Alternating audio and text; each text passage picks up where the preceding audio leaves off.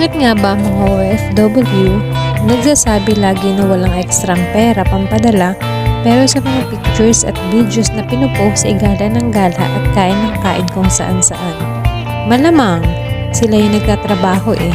Dapat i-reward naman ang sarili sa pinagpagurang trabaho, di ba? Alangan kayo lang ang mag-i-enjoy. Hindi naman tayo nabubuhay lang para magbayad ng bills.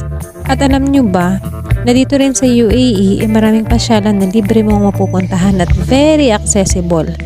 At ang mga pagkain naman, affordable lang din.